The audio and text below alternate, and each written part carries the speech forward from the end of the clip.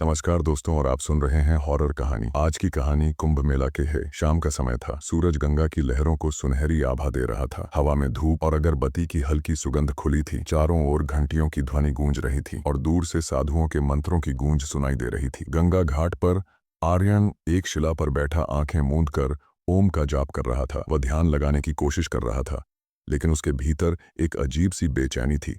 यह उसका पहला महाकुंभ था और वो इस पवित्र ऊर्जा को महसूस करने के लिए खुद को खोलना चाहता। संगीत हंसी संगीत ओ ओ आर्यन ने अपनी एकाग्रता तोड़ दी और धीरे से आंखें खोली। उसके ठीक पास एक वृद्ध साधु बैठे थे। उनकी आंखों में एक रहस्यमयी चमक थी, मानो वो किसी के भीतर तक देख सकते हो।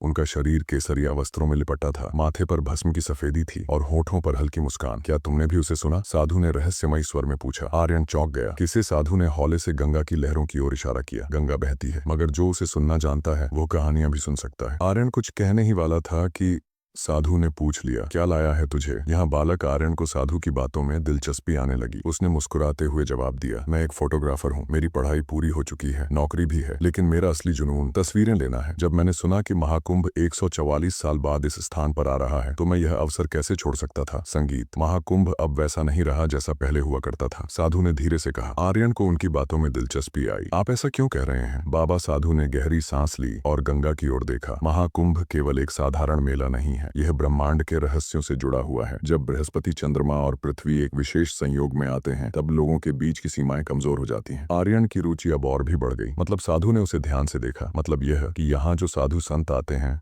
वे सब इसके नहीं होते। कुछ लोग महाकुंभ के बाद वापस चले जाते हैं, परंतु कुछ ऐसे भी होते हैं जो कभी लौट कर नहीं दिखते। आर्यन के रोंगटे खड़े हो गए। उसे यह सब किसी प्राचीन मिथक की तरह लग रहा था, लेकिन साधु के कहने का तरीका ऐसा था कि हर शब्द सच जैसा लग रहा था। क्या आपने कभी ऐसे किसी साधु को देखा है? सिर्फ देखा नहीं, कुछ तो अब भी यही है, लेकिन उन्हें पहचान पाना आसान नहीं। तुमने तस्वीरें ली है ना? आर्यन ने तुरंत अपना कैमरा उठाया। हाँ बाबा, मैंने कई तस्वीरें ली हैं। नागा साधुओं की, अघोरियों की, सन्यासियों की। एक बात याद रखना बालक, कुछ तस्वीरें सिर्फ तस्वीरें नहीं होती। कभी कभी वे चीजें दिखाती हैं जिन्हें इंसानी आंखें नहीं देख सकती। आर्यन को समझ नहीं। संगीत आया। तभी घाट पर आरती की शंख ध्वनि गूंज उठी। आर्यन ने पल भर के लिए अपनी नजर से हटा ली और जब दोबारा उनकी ओर देखा तो वहां कोई नहीं था। साधु जैसे हवा में घुल गए थे। अगली सुबह सूरज की पहली किरणों के साथ ही महाकुंभ में नया उत्साह था। आर्यन अपने कैमरे के साथ निकल पड़ा। उस दिव्य मेले को अपने लेंस में समेटने के लिए वो पूरे दिन महाकुंभ की भीड़ में घूमता रहा। हर कोण से हर छवि को कैद करता रहा। उसने साधुओं की अनगिनत तस्वीरें ली। कुछ ऐसे जो वर्षों से एक पैर पर खड़े थे, कुछ जिन्होंने वर्षों से अपना हाथ ऊपर उठाए रखा था, नागा बाबाओं के झुंड, भस्म से लिपटे अघोरी गंगा किनारे,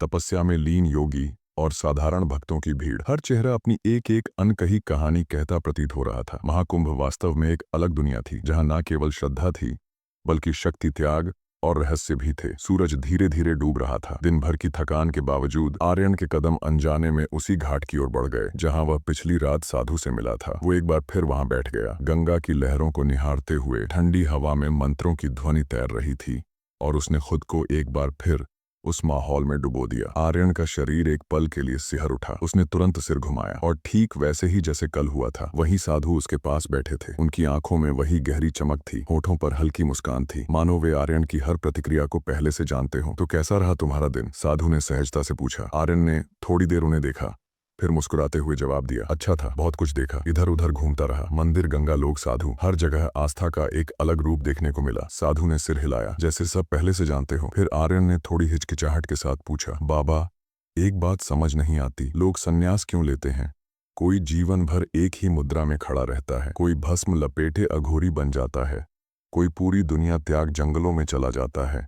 आखिर यह सब क्यों? साधु कुछ क्षणों तक शांत रहे। उन्होंने गंगा की ओर देखा, फिर एक लंबी सांस लेते हुए बोले, सन्यास केवल शरीर का नहीं, मन और आत्मा का भी त्याग है। कुछ लोग मोह माया से दूर जाने के लिए सन्यासी बनते हैं, कुछ सच्चे ज्ञान की खोज में, और कुछ वे होते हैं जिन्हें संसार की असली सच्चाई समझ में आ जाती है। आर्यन ध्यान से सुन रहा था। साधु ने आगे कहा, यह त्याग नहीं, एक मार्ग है जो इसे समझ लेता है, वह इस दुनिया में होते हुए भी इस दुनिया से परे हो जाता है। आर्यन को उनकी बातों में गहराई महसूस हो रही थी। उसने सोचा, क्या मैं भी इस खोज में हूँ? तो क्या हर सन्यासी किसी रहस्य को जानता है? आर्यन ने उत्सुकता से पूछा। साधु हल्का मुस्कुराए, रहस्य तब तक रहस्य है जब तक उसे देखने वाली आंखें बंद हैं, लेकिन जो सच को देख लेता है उसके लिए सब स्पष्ट हो जाता है। वो कैसे? क्या तुम्हें दूर जल रही वह चिता दिख रही है? हाँ बाबा, उसे देखो। यह दोस्तों, यह थी हमारी आज की कहानी। कहानी तो कृपया करके चैनल को सब्सक्राइब कर लीजिए।